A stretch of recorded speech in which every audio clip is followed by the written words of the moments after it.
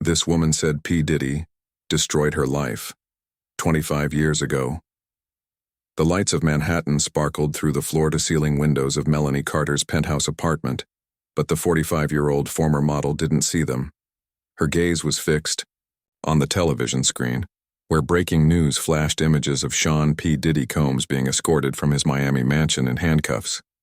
The reporters' voices blurred together as she felt the walls of her carefully constructed life begin to crack. 25 years of silence threatened to spill out all at once. "After all this time," she whispered, her fingers trembling around her wineglass, "they finally caught up to you." New York City, 1999. The bass pounded through Melanie's chest as she navigated through the exclusive party at Club Lotus. At 20 years old, she was still getting used to the sensation of being noticed. Growing up in Pittsburgh with dreams of making it in the fashion industry, she had spent most of her life feeling invisible. But now, 6 months into her modeling career in New York, doors were beginning to open. "You're with Elite, right?" a woman in a sleek black dress asked, appearing beside her. "Someone important wants to meet you." Before Melanie could respond, she was being guided through the VIP section, past celebrities whose faces she recognized from magazines and music videos. And then she saw him, Sean Puff Daddy Combs, the music mogul whose Bad Boy Records was dominating the charts. "This is Melanie," the woman said, presenting her like an offering. Diddy's eyes moved over her appreciatively. "I've been watching you all night," he said, his voice smooth and confident. "Sit with me." It wasn't a request. The champagne flowed freely that night. Melanie remembered how special she felt, how the other models looked at her with envy as she sat in Diddy's section. He seemed genuinely interested in her background, her aspirations. "I've got a video shooting next week," he told her, leaning close enough that she could smell his expensive cologne. "You'd be perfect for it. Real star quality."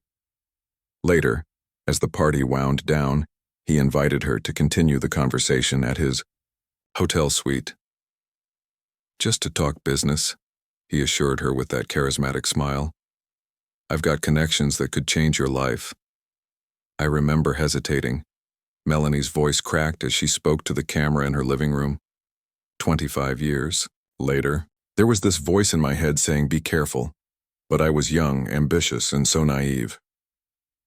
The hotel suite took up an entire floor of the Four Seasons. Floor-to-ceiling windows revealed a glittering New York skyline that seemed to promise infinite possibilities. Melanie had never seen such luxury up close. The fresh-cut flowers, the personal chef preparing late-night snacks, the original artwork on the walls. "I want to show you something," Diddy said, leading her toward a private office area of the suite. "This is my next big project." Inside the office, the atmosphere shifted. The door closed behind them with a soft click that somehow sounded final to Melanie's ears. Two men she hadn't seen before were lounging on leather sofas, their expressions changing from boredom to interest when she entered. "This isn't about a music video, is it?" she asked, suddenly understanding the situation with painful clarity.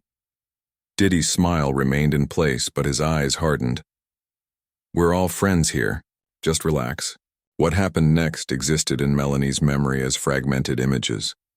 A drink that tasted strange, voices that seemed to come from far away, hands that wouldn't stop no matter how many times she said no. The ceiling spinning above her, the flash of a camera, laughter. "I woke up alone," she said, wiping away tears. "My clothes were not where I'd left them. My purse was empty, no money, no ID, and my body. I knew something terrible had happened." She made her way home in borrowed clothes from the hotel's lost and found, feeling a shame so profound it seemed to radiate from her skin. When she finally reached her apartment, her roommate was waiting with news. "Your agent's been calling all morning. That big Vogue casting you had today. You missed it. They're furious." The next few weeks unfolded like a nightmare. Melanie tried to contact her agent about what happened, but soon discovered that Diddy had already spoken to the agency. They said I was unprofessional, that I'd been seen heavily intoxicated at multiple industry events. Melanie's voice hardened at the memory. Suddenly, castings dried up. Bookings were canceled. My agent stopped returning my calls. Then came the photos. Intimate, humiliating images that had been taken without her knowledge or consent that night.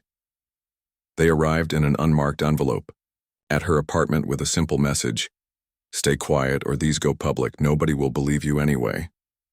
I remember sitting on my bathroom floor, staring at those photos and feeling like my entire existence had been reduced to that moment.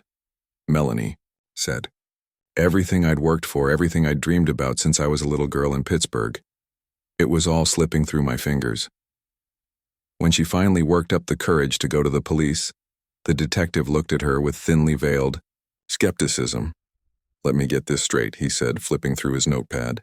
"You willingly went to P. Diddy's hotel room at 3 a.m. to discuss business opportunities, and now, 2 weeks later, you're claiming something inappropriate happened?" He sighed. "Do you have any idea how powerful this man is? Do you know how many girls would kill to be in his company?"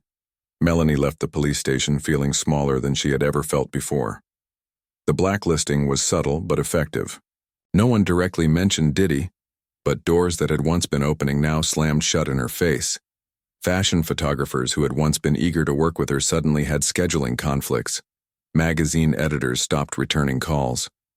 "It was like becoming invisible again," Melanie said. "But worse, because now I could see what I'd lost." She fell into a depression that seemed bottomless. Alcohol became a comfort, then a crutch, then a necessity. She struggled to make rent and eventually moved back to Pittsburgh, carrying her shame and broken dreams with her. "I remember my mother looking at me when I showed up on her doorstep," Melanie recalled, her voice thick with emotion. "She didn't ask questions, just held me while I cried. I couldn't tell her everything, couldn't tell anyone. The humiliation was too complete." For years, Melanie watched from afar as Diddy's empire grew. Every magazine cover, every award show, every business venture was like a knife twisting in her gut. The man who had destroyed her life was being celebrated as a visionary, an entrepreneur, a cultural icon. "The worst part wasn't just what he did to me that night," she said. "It was the systematic way he erased my future. One night with him and 25 years of my life were fundamentally altered." In 2005, Melanie hit rock bottom. After years of struggling with addiction and depression, she overdosed in her mother's bathroom. It was her mother who found her, barely breathing, and called the ambulance that saved her life. "I remember waking up in the hospital and seeing my mother's face," Melanie said. "She looked so afraid, so confused about what had happened to her daughter. That's when I knew I had to make a choice. Let this destroy me completely, or find a way to rebuild my life from the ashes." Recovery was neither quick nor easy. Melanie worked multiple jobs, waitressing, retail, anything to stay afloat. She attended support groups and therapy sessions, slowly piecing together her fractured sense of self. There were days when just getting out of bed felt like climbing a mountain, she admitted. "But I did it anyway." Each small victory, a day sober, a bill paid on time, a genuine smile, became a brick in the foundation of my new life. By 2010, Melanie had found stability. She went back to school, earned a degree in social work, and began working with young women who had experienced trauma. She never mentioned her history with Diddy. The shame and fear still ran too deep, but she channeled her pain into compassion. "I remember my first client," Melanie smiled through tears. "A 17-year-old girl who had been assaulted at a party. Everyone was blaming her. Why did you go? Why did you drink? What were you wearing? All those questions I'd asked myself for years. I looked at her and said, 'It wasn't your fault.' And I realized I needed to hear those words too." In 2015, Melanie married James, a kind-hearted architect who loved her patiently through her occasional nightmares and moments of withdrawal. She hadn't told him everything, couldn't bring herself to reveal the full extent of her past, but he knew she carried old wounds and never pushed for more than she could give. "James brought light back into my life," she said softly. "He showed me that I was worthy of love even with all my broken pieces." When the Her Me Too movement gained momentum in 2017, Melanie watched with a mixture of hope and trepidation as powerful men in entertainment were finally being held accountable. But Diddy's name remained notably absent from the headlines. "I considered Coming forward, she admitted. I drafted statements, practiced what I would say, but then I'd see how women who spoke out were treated. The death threats, the character assassination, the public dissection of their past. And I couldn't do it. Not alone. Then came March 2024. Breaking news reports of federal agents raiding Diddy's properties in Los Angeles and Miami. Allegations from multiple women spanning decades. And finally, charges being filed. When I saw him in handcuffs on the news, Melanie said, her voice suddenly strong, I felt something crack open inside me.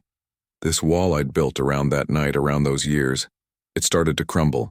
She reached for her phone and, with trembling fingers, called a journalist she'd once met through her social work, someone she trusted to handle her story with care.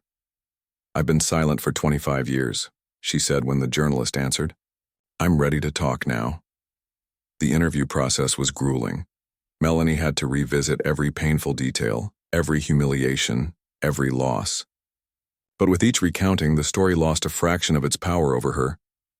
I'm not just doing this for me, she explained, her gaze steady. I'm doing it for that 20-year-old girl who had no one to stand up for her. I'm doing it for every woman who was silenced by power and fear.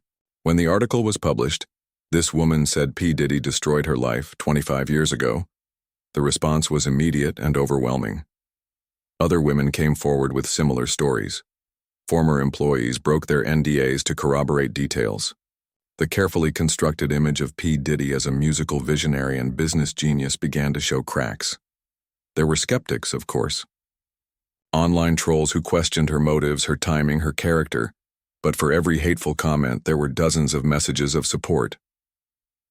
The most meaningful responses came from young women in the industry, Melanie said. They reached out to thank me, to tell me my story had made them more cautious, more aware of red flags. If my pain could prevent even one person from experiencing what I did, then breaking my silence was worth it. Today, Melanie continues her work as a counselor while preparing for the legal battles ahead. Diddy's lawyers have attempted to discredit her, but the pattern established by multiple victims has made her story impossible to dismiss. I don't expect justice to look the way I once imagined it, she reflected. 25 years have passed. Evidence has been lost. Memories have faded. But there's power in speaking the truth, in reclaiming my narrative. She glanced at a photo on her mantle. Melanie with a group of young women from the support group she leads, all of them smiling, survivors together. That night didn't just take away my modeling career, she said. It altered the entire trajectory of my life. But I refuse to see myself as just a victim of P. Diddy. I'm a survivor. I've built something meaningful from the wreckage he left behind. As our interview concluded, Melanie walked me to the door of her apartment.